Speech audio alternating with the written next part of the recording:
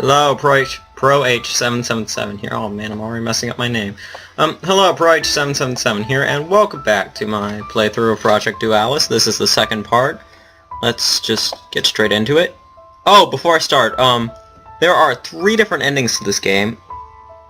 Yeah, I'm just gonna get right in. There are 3 different endings to this game, by the way. The first, there's one for each of the 2 twins, and then there's a neutral ending. So yeah, I don't know which ending I'm going for. I'm just gonna play through it. I might go for all of the endings, I don't know. The next morning, I met Yumi, Yuki's troublesome sister, at the class again. Yet you could tell that there was something different about her today. Morning. Yuki asked me to tell you that she's sorry about missing yesterday's club. A huge difference to yesterday's foul mood. It was as if there was something melancholic about her expression. No, not a problem really. But what was the reason in the end? Jeez, do you have any sense of privacy? Her melancholy, or whatever it had been, was completely gone. I felt like an idiot for worrying about someone like her in the first place. Either way, the time for today's club meet eventually came, so I trudged towards the library while trying to think of something to write about. But apparently, today wasn't done with me yet, and yet another unexpected was thrown on my route. The one waiting for me at the school library was none other than Shimizu Yumi. Were you expecting Yuki? Sorry, but it's just me for today. What a jerk! She's just a jerk. That's just her natural attitude based on what I'm telling so far in the story. She's just that kind of person who, at any opportunity, she's just gonna be mean to you regardless. She's just gonna be mean to anyone. You know? She looked at me with a mischievous grin on her face, showing that this girl was in fact anything but sorry. I'm here to fill in for Yuki, and I'm also the 3rd writer for the Literature Club's newsletter. Why was that not unexpected? Or, well, it actually kind of was, sort of. I don't know. That figures. Just about the last person I wanted to work with. But I guess that a deal is still a deal, and so I had no other choice but to start working on my part. For now, the 2 of us were just scribbling ideas on paper, trying to come up with something to write about. And while I might have said it before, this girl's still pretty easy on the eyes, if she happens to keep her mouth shut. I had a few vague ideas on what I wanted to write, so I'd spin these around in my head, occasionally writing a word or 2 on the paper. Still, it would be an overstatement to say that I was actually getting any work done either. Meanwhile, Yumi had gone completely silent. Pretty uncharacteristic of her, I thought. Any progress on your side?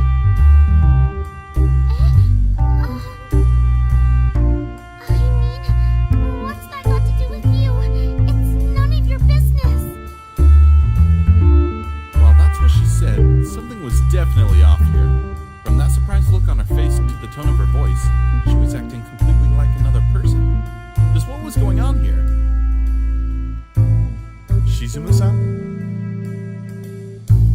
She reached for her school bag, then taking out eyeglasses and putting them on her eyes.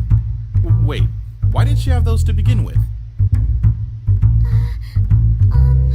Yumi, I'm normally wearing contacts, but I actually forgot them today, okay? With her glasses on, this girl really looked like her sister. Though it wasn't just the looks, she was also acting just like Yuki. Was this supposed to be some sort of a prank? Maybe the 2 sisters switched places while I wasn't looking, and Yumi was going to walk into the room any second now, laughing at the look on my face. I took a quick look around myself, and it sure didn't seem like a prank. I'm sorry, I don't get it. Just what the heck is going on here? Sorry. I'm actually Yuki. Or maybe I'm not. It's kind of complicated. Yumi and I are actually sharing the same body, but originally we were different. What?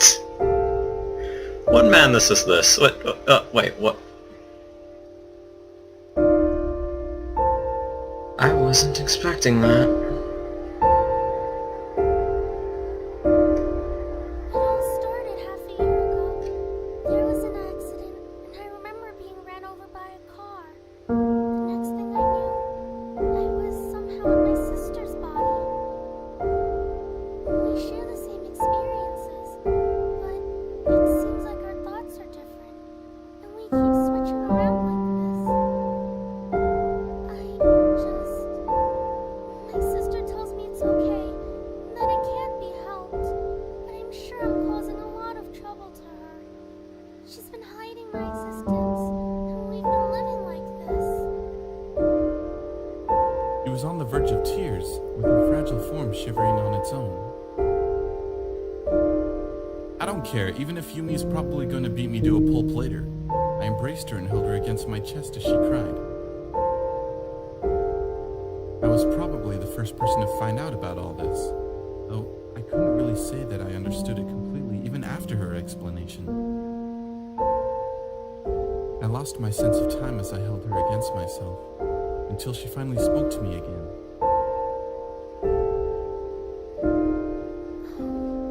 There's a place I would like to take you to. Not a single word was said as I followed her. Meanwhile, I couldn't stop thinking of what she had said earlier. If I were to take her words seriously, it would mean that she was either a lunatic or... I couldn't even come up with a proper expression. The only way it could be described was as something supernatural. While I had met both Yuki and Yumi before, and neither of them had seemed like lunatic material, I still couldn't comprehend the other explanation. The two of us took a bus to the next town, eventually arriving to the local hospital.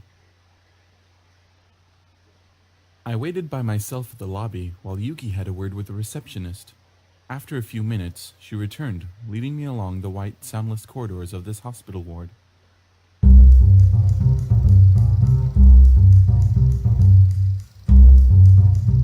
Long-term care read the sign that hung above us as we continued forward silently. There was something gray and melancholic about this atmosphere. I dared not ask her where we were headed, but I already had a hunch by now. She led me in front of a single room and opened the door. Inside, it seemed like the place had somehow been removed from the rest of the world. A girl lied on the bed, surrounded by various types of machines and monitors. The ventilator pumped air with a constant pace, while an IV machine recorded her condition with various numbers and graphs. The whole room was sickeningly clean and devoid of any life. If Yuki really was living inside her sister's body, I could only imagine what she must have felt like seeing herself like this. Somehow, it's kind of weird when I realize that I'm supposed to be looking at myself. There was a short pause, as if she was gathering her courage before starting her explanation.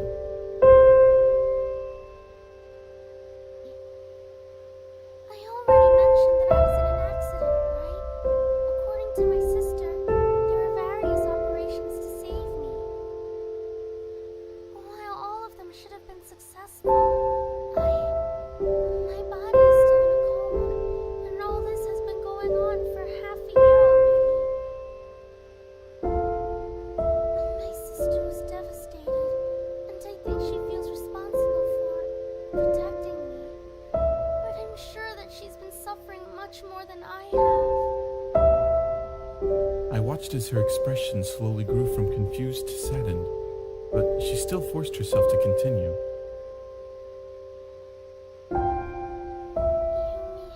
She asked her parents if she could move on her own. While they thought it was because of her memories, I'm sure it was also because she wanted to protect me. If anyone else was to know, I'm sure they wouldn't understand. While I tried to imagine how another person would react to all this, I wasn't all too sure about myself either. To Yuki and Yumi, I was practically an outsider. Someone who just happened to be in the wrong place at the wrong time. Maybe that was why I could act as calmly as this. I'm sorry. As she cried, I could only hold her while apologizing time after time. Honestly, just what am I supposed to feel about all this? Afterwards, I also learned that Yumi had been skipping class while Yuki was in control. At the same time, Yuki herself would only spend her time by reading at the school library.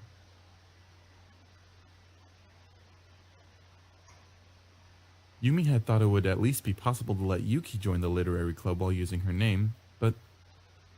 Dang it. Yet another morning, just before class, Yumi surprised me from pondering Yuki's condition. That's right, she had also seen all that from yesterday, at least according to their story. For myself, I still wasn't all too sure. A girl sharing the body of her sister? Yeah, right. Naturally, I kept all these thoughts to myself. About yesterday. Hopefully I don't need to remind you that you can't tell this to anyone. Wow. Yeah. And those were the first words out of her mouth. Not that anyone else would believe this story.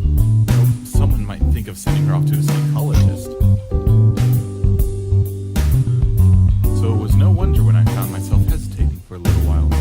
After school was over, I once again headed to the school library for the unofficial literary club meeting, with a total member count of 2. Or should that be 3?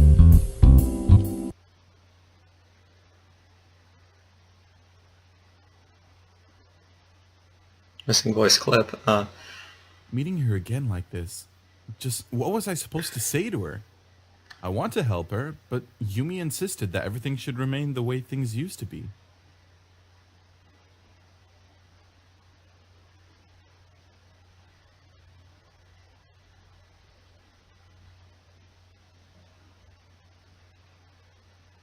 Dang it, why can't I save? Oh man, I should have saved before this. Oh well, this seems to be like the first major decision in the story.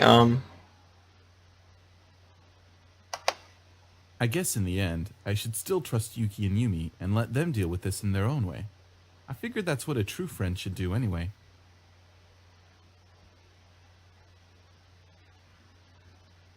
Just saving this real quick. Okay. Hi again, Yuki. How's your story coming then? Sorry. I haven't started yet, actually. However, she seemed pretty excited nonetheless, as if she was itching to get started. Maybe it was my support that she had actually been waiting for. As if. Soon enough, Yuki would start writing, scribbling on a tiny notebook with a pencil. Her pace was pretty slow as she would only write a word or two at a time, pondering each for several minutes. So, what's it about? Feel stupid for skipping that. Oh well. No!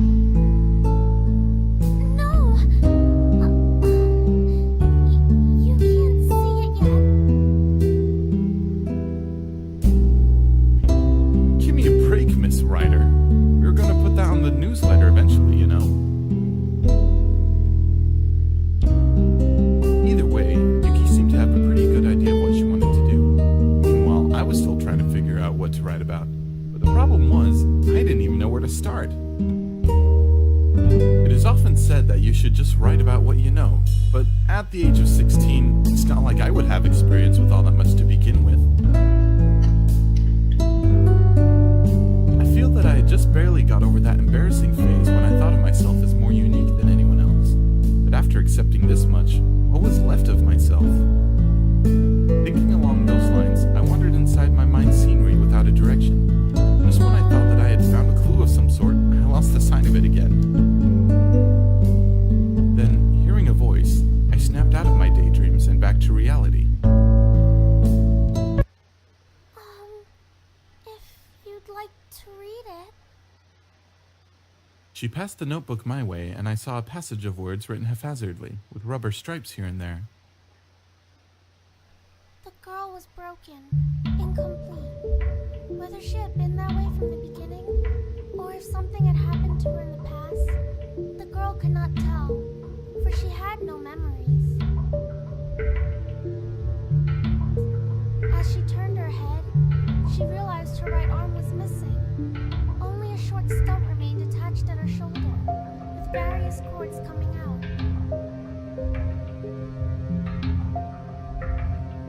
Plenty of other parts were missing as well. The girl had no legs, only her left arm was functioning properly. And most importantly, she had no heart. The girl was mechanical, a machine. There was a mountain of wreckage in the middle of the cold, desolate wasteland. Perhaps the girl had been abandoned here. Maybe someone else had tried to put her together from the various mechanical parts left here. Either way, the girl was alone. At first, I was surprised when the broken girl turned out to be a robot or something along those lines. But as I kept reading, the image of a wasteland at the world's end was painted before my eyes. There was something infinitely lovely and melancholic about all this. I had to wonder if there was some deeper meaning with the girl and this bleak gray world. Whoa, that's a bit...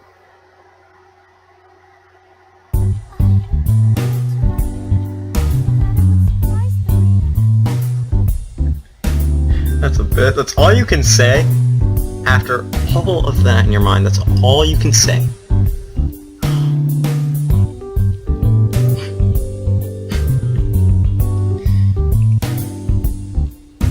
That's just my opinion on the main character right now. After all of that going through your mind, that's all you can say? That's a bit... like, you can't say anything. Never mind, it's just me thinking. Well, that's what she did. Still, I couldn't bring myself to ask about the story itself. It's a dream that I once saw. I didn't know what to make of it. I thought that writing it into the story could help. I see. As if I really did. It's more like I was too confused to say anything, even remotely smart. Either way, that's how the day unfolded. And another one came. Yuki and I were writing our stories at the library again, but that being said, Yuki was doing all the actual writing, while I was scrapping one idea after another. Everything I came up with either resembled something else too much or was way too long or vague to write out. My thoughts were cut off when Yuki asked me to read the continuation of her story. I took a moment to appreciate the embarrassed expression on her face before glancing down on the pages of the notebook. By using her left arm, the girl could move by dragging herself across the wreckage. It was slow and cumbersome, and once before, the girl had stumbled down from the mountain. But she could feel no pain or frustration, for she was only a machine. The only thing left in her mind was to search for her missing parts in order to complete herself. Various mechanical parts laid scattered across the mountain of wreckage. Some of them were huge, while others were tiny and delicate.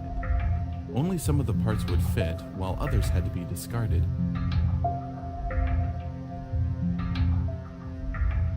The story seemed to be progressing. While the girl's fate was lonesome, there was still some hope. If she were trying to complete herself, what would she become? I thought to myself.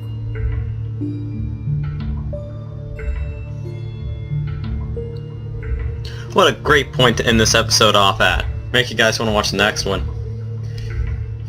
Okay, I